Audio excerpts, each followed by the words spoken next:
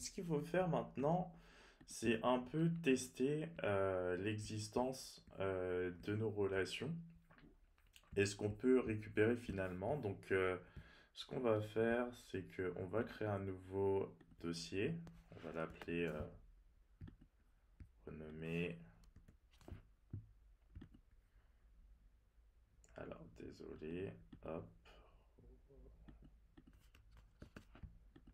c'est pas ce que je voulais faire. Voilà. Et on va l'appeler API Directus ou Call API. Calls ou Directus Front.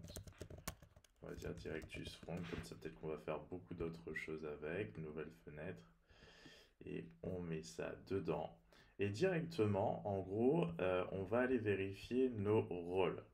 C'est-à-dire que là, on va du côté des rôles et moi, j'ai un rôle utilisé, enfin, j'ai un rôle que j'ai créé et j'autorise la visibilité sur les réservations, les commentaires et les espaces. Donc, réservation pas très intelligent vu que c'est juste un client, il n'a pas besoin de voir toutes les réservations, mais qu'importe. Donc, j'ai créé ça et j'ai créé une utilisatrice, en l'occurrence Martine Dupont. Donc voilà, qui a effectivement ce rôle-là, comme vous pouvez le voir ici. Donc elle a ce rôle. Donc on va utiliser ces identifiants, martine@gmail.com, et je crois que le mot de passe est Martine également.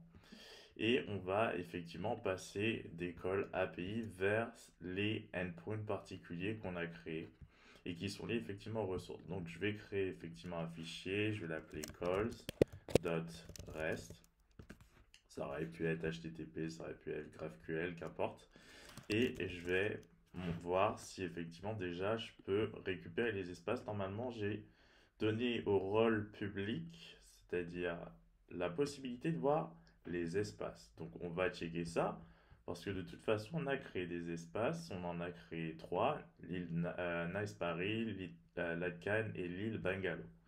Donc voilà, avec effectivement pour certains des questionnaires, enfin des commentaires et pour d'autres, aucun. En l'occurrence, cet espace-là n'est lié à aucun commentaire ni à aucune réservation. Donc c'est parti, on va faire, je fonctionne sur le port 0.0.0.8055, le port 8055. Donc http la 0.0.0.0.8055 puisque vous pouvez le lire ici. Alors, je vais effectivement essayer de récupérer euh, une ressource. Donc, on utilise toujours item slash et puis le nom de la ressource. Donc, en tout cas, le nom de la table. Alors, moi, c'est space avec une minuscule. Et franchement, ça suffira parfaitement. Donc, je vais juste sortir de ça. Space. Et on va déjà tester comme ça pour voir si ça fonctionne. Donc, on envoie la requête. Et effectivement, on obtient mes trois espaces avec l'identifiant 5, la description, l'identifiant 6 et le 7. Et donc, on peut récupérer évidemment ça très très facilement. Donc, je vais juste. Alors là, c'est pas Svelte, mais si je devais effectivement récupérer ça dans le navigateur, je vous montrerai sans doute dans une prochaine vidéo. Pour l'instant, on va se focaliser sur déjà vérifier si nos endpoints fonctionnent. Donc, hop, hop, hop, avec les informations qu'on a. Maintenant, je vais vouloir accéder à des informations que seules finalement les personnes qui ont le rôle Basic User peuvent avoir. Donc, si on regarde bien, elles peuvent avoir les bookings, les commentaires et les espaces. Donc, espace, on va pas jouer dessus puisqu'on sait déjà que le public aussi peut y avoir accès. Donc, on va essayer d'obtenir commentaires et booking. Donc, ça, je diminue. Et on va essayer d'obtenir maintenant pas les espaces, mais les bookings. Donc, hop. Et on va voir ce qui va se passer ici. Donc, j'essaie d'obtenir booking. Alors, j'ai pas besoin de tout ça. J'essaie d'obtenir et comme vous pouvez le voir, ce n'est pas possible. Ce n'est pas possible parce que j'ai pas effectivement montré patte blanche. Donc, je vais me loguer avec HTTP pour récupérer un access token. hop, hop, hop, sauf que c'est pas une ressource que je veux, c'est mon access token, donc le chemin n'est pas le même, auth login, le endpoint n'est pas le même. Effectivement, étant donné que c'est une requête post, il faut un content type. Content type, deux points, et là, application.json, donc ça c'est nickel, et là, je vais mettre mes identifiants, donc email, donc j'écris toujours en format JSON, donc martin@gmail.com, et alors, et effectivement le mot de passe qui est password, et j'ai mis Martin également. Hop, donc ça c'est fait. Donc maintenant je monte patte blanche, donc je récupère effectivement un token, comme vous pouvez le lire. Alors, hop, il ne faut pas que j'oublie l'Y. Et ce token va me servir effectivement, cette fois-ci, pour montrer clairement patte blanche et dire que j'ai le droit, finalement, j'ai le rôle qui me permet d'avoir ces informations. Donc, ça c'est fait. Alors, je vais essayer de vous mettre ça et de mettre ça un peu plus comme ça. Donc, hop. Et là, on va voir si ma requête va être acceptée. Et donc, effectivement, elle est acceptée. Il y a un 100. Mais effectivement, j'ai aucune réservation pour l'instant. Si on regarde, on va vérifier dans ma base de données si tel est le cas. Et si vous regardez bien, je n'ai fait aucune réservation. Donc, je vais en faire une.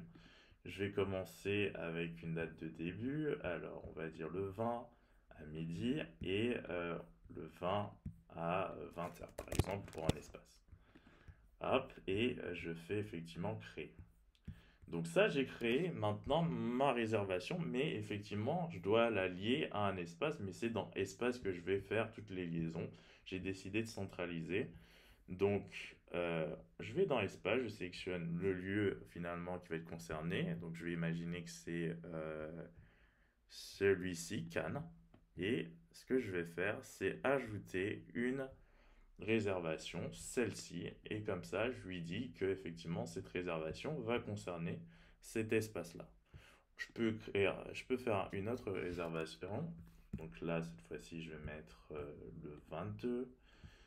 Hop, et je vais mettre le 22 jusqu'à 17h. Donc je crée cette réservation, c'est fait, et je vais l'associer à un espace, en l'occurrence celui-ci, Nice, add existing, et alors j'ai plus toutes les infos, hop, je sais plus, je pense que c'est celui-ci, c'est pas grave. Donc voilà, c'est parfait. Donc si on doit lire, on voit que l'espace 2 est concerné par la réservation dont l'ID est 2 et que cet espace-là est concerné par la réservation dont l'ID est 1. Donc ça veut dire que maintenant, si je veux récupérer toutes les réservations, puisque c'est toutes les réservations et pas une réservation particulière, là, je clique dessus et j'ai les deux réservations que j'ai récupérées. Donc je pense que là, c'est plutôt simple. Je lui ai montré que j'avais le droit en fonction du rôle que j'ai, donc je vais vous remontrer les rôles. Hop, ça m'autorise à avoir accès aux réservations et aux commentaires et aux espaces. Donc maintenant, ce que je vais essayer de faire, c'est d'avoir accès aux commentaires. Donc, comment, et je vais voir ce que ça va donner. Et effectivement, j'ai accès aux commentaires tranquillement. Donc maintenant, ce qu'on peut faire, c'est un peu pimenter les choses et faire des requêtes complexes, on va dire, des queries, complex queries. Donc ça veut dire que je vais partir en fonction des informations que j'ai dans mon tableau, dans ma table plutôt, donc je vais aller rechecker ma table. On va dire que je vais partir d'espace pour avoir accès au booking ID ou au comment ID.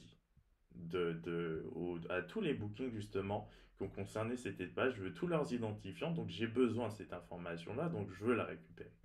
Ce que je vais faire, c'est que je vais partir de booking. Ensuite, je vais mettre un point d'interrogation parce que finalement j'interroge et je vais effectivement mettre le champ qui m'intéresse.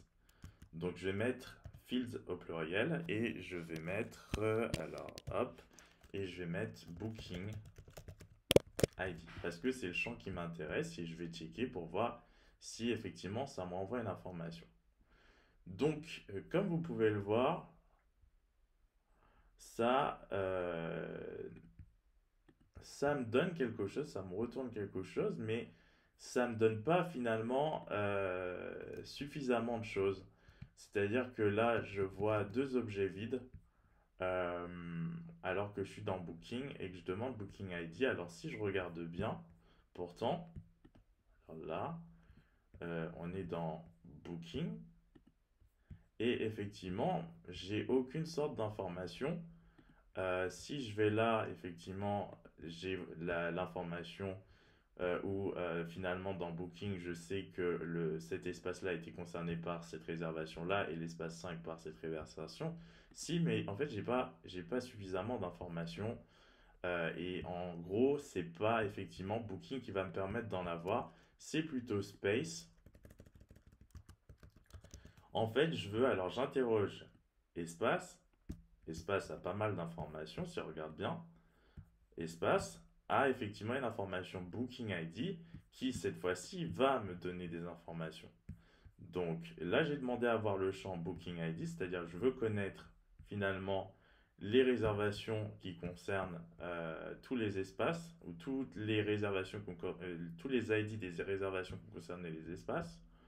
Donc, c'est ça que je veux avoir seulement comme information. Donc, c'est juste cette information que j'obtiens. Ensuite, ce que je peux rajouter, c'est un filtre avec un ampersand commercial, filter au singulier. Et effectivement, je peux dire, alors c'est pas égal, si par exemple je veux euh, juste tout ce qui concerne finalement cet espace-ci, donc qui porte l'ID 5, je veux les informations de cet espace-ci. Donc je mets ID, je mets underscore EQ, qui veut dire equal, et je mets effectivement la valeur qui m'intéresse. Alors moi, je suis intéressé par que les informations sur les réservations de l'espace numéro 5. Donc c'est ce que j'écris, et effectivement, c'est ce que ça me donne. Et si je vais vérifier, effectivement, je vois que pour l'espace dont l'ID est le numéro 5, j'ai une réservation dont l'ID est le numéro 2, et c'est bien cette information que j'obtiens. Donc c'est déjà pas mal pour une première vidéo concernant effectivement ces petits cols. On verra sans doute d'autres choses par la suite.